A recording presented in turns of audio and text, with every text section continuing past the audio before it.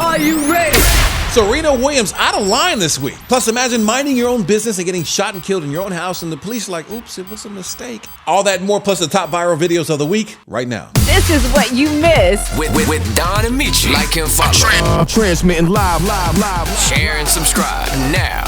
Hey, mad love to our sponsor, hairlivery.com, the first and original hair extension company with same-day delivery and 5-star customer service, serving all of Southern California and shipping nationally. Call for details, 310-906-0206, 310-906-0206. Now, before we get into Serena Williams, my people, we need to do better. I'm speechless when it comes to this. It's happened again. Another sign language interpreter accused of signing total gibberish. This time, it was at the police news conference announcing an arrest in the Tampa serial killings. We will be charging 4 counts of first-degree murder. Standing off to the side, apparently translating every word, this woman. We received over 5,000 tips in this case. But it turns out much of what she was signing was nonsense. She waved her arms around like she was singing Jingle Bells, says one outraged sign language expert. The woman, identified as Derlin Roberts, has a string of arrests for fraud. So how did she come to be translating at last week's high-profile police news conference? I just didn't ask enough questions. Why is a grown woman standing up in front of a police conference signing gibberish? Do you want to be famous that bad? It's ridiculous. Serena Williams' outburst at the U.S. Open was heard around the world. She ended up with $17,000 in fine and 3 on-court violations. She ended up losing the U.S. Open, and she said it was because of this. For me to say thief and for him to take a game, it made me feel like it was a sexist remark. I mean, like how he's never took a game from a man because they said thief. Serena Williams in the U.S. Open was given 3 violations, which led to a game being taken away. Now, here are the violations. Number 1, for breaking a racket. The fault, backhand error, and took it out of the frame. It's a code violation. Code violation, racket abuse, point penalty, Mrs. Williams. Violation number 2, which is kind of the unfair violation, but these are the rules of tennis. Serena Williams' coach was coaching her. Now, she didn't see it, but the on-court ref did, which led to a point being taken away by Serena Williams and got her mad because she didn't see it. She thought she was being accused of cheating when she wasn't. If he gives me a thumbs up, he's telling me to come on. We don't have any code, and I know you don't know that, and I understand why you may have thought that was coaching, but I'm telling you it's not. I don't cheat to win. I'd rather lose. I'm just letting you know. It was a coaching violation. I guess it was a thumbs up, and Serena's setting him straight. You owe me an apology. You owe me an apology. I have never cheated in my life. I have a daughter, and I stand what's right for her, and I've never cheated. And you owe me an apology. You will never do it again. Interpreted by the chair umpire as coaching? Well, I mean, I'm honest. I was coaching. I mean, I don't think she looked at me, so that's why she didn't even think I was. But I was like 100% of the coaches on 100% of the matches. So we have to stop this hypocrite thing. Sasha was coaching every point too. That's her coach actually admitting to cheating, and his excuse was, well, everybody does it. Violation number 3, calling the ref a thief. Yeah. For a hand signal. Verbal abuse. And now, Penalty, Mrs. Williams. Wow. Now, those 3 violations cost her a game, and I'm going to let Stephen A. Smith tie this into a nice, neat bow to let you know why it wasn't sexist. Serena Williams was wrong. When Serena Williams brought the issue of gender and sexism into the argument, that's when she lost. 2017 French Open, Djokovic, given fault on his serve for time violation, given a code violation as well for conduct after yelling. Same French Open 2017 time violation given to Rafael Nadal. He thought it was selectively enforced, and he complained about this same official, Carlos Ramos. 2018, this year at Wimbledon, Djokovic again receives a code violation. Why? For slamming his racket into the ground.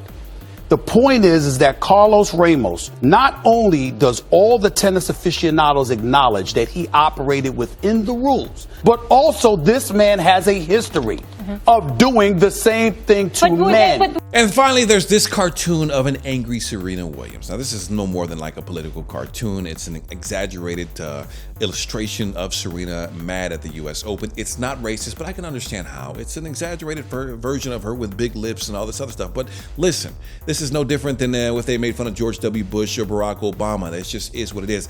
Distasteful and kind of sad, but not racist. Hey, this next video is absolutely wrong. This is a prank done in a clinic. What? Y'all want to shoot me? I'm right here in urgent medical care. Walk in right now. Pull up right now. Pull up right now. What's up then? What up then? What's good? What's up? What's up? What's up? Shoot, I air this shit out.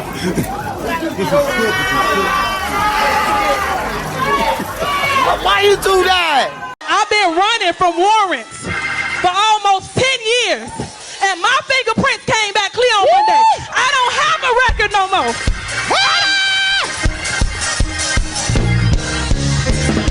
Later. I used to come home drunk from school, laying up with men, out there prostituting, having oral sex with my mouth, licking men's balls. Thank you. This next video, you've probably seen it before, but I love it because every time I see it, I laugh. It's a guy who's stunned for the gram with a miniature bottle of Hennessy. What's good? You know what it is, man. Louisville's on stress, man. In the building, Fort Wayne, Indiana. We here, man. We made it, man. Brought all the good shit out, man. Brought my good necklace, brought my good earrings, all my good shit, man. So we down here popping big bottles.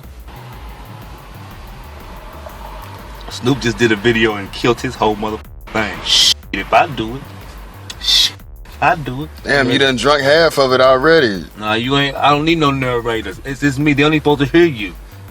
I ain't gonna let him show me up.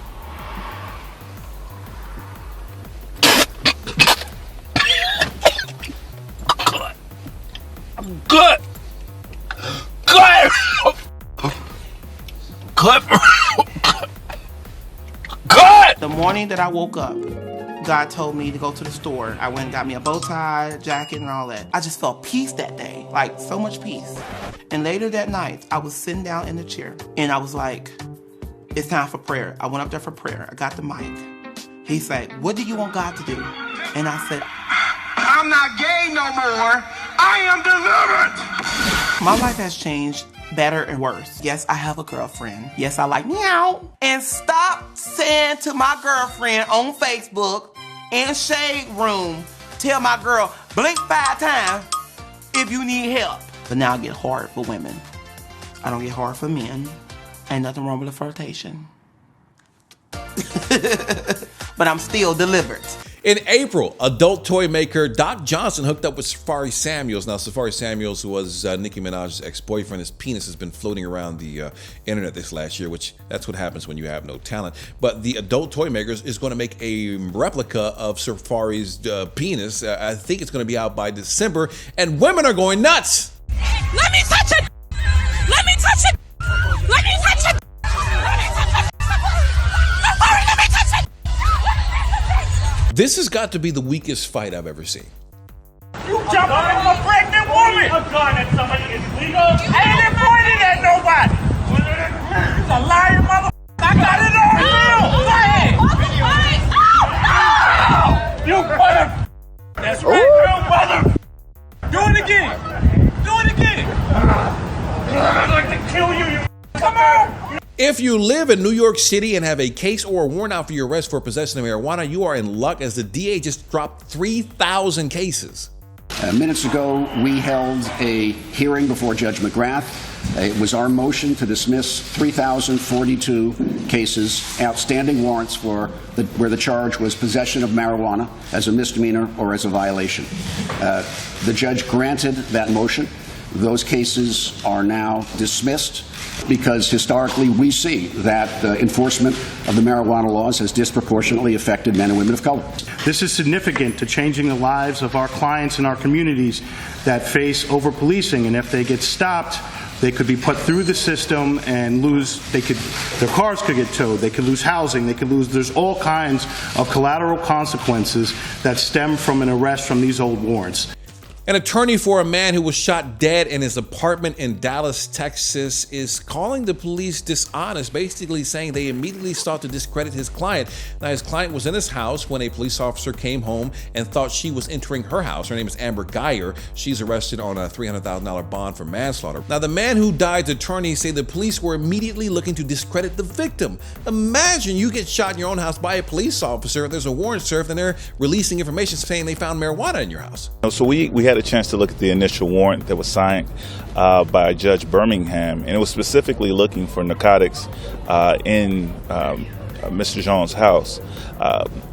For me and for the legal team, for the family, it highlights just sort of the nefarious nature of their investigation. They went in with the intent to look for some sort of criminal justification for the victim, and it's a pattern that we've seen before.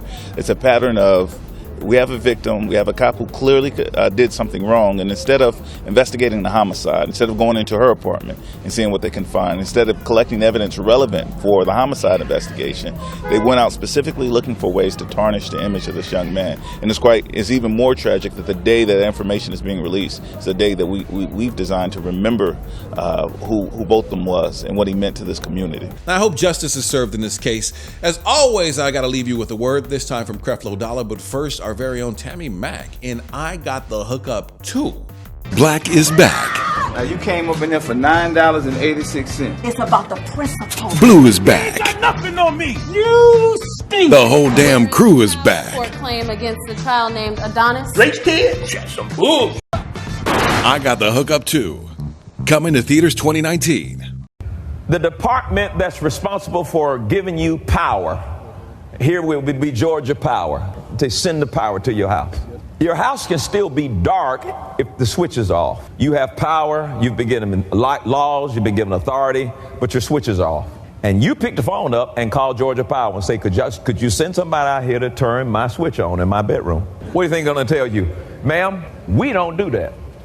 We do not send people out to flip the switch in your bedroom. We have authorized you to flip your own switch. There are certain things you're trying to get God to do. And heaven is saying to you, no, we're not coming down to do that. We have authorized you to do that. You have authority over everything, and I have given you the power, but it's time for you to flip the switch. Turn to two people and tell them, flip the switch. As always, like, comment, and subscribe. Until next week,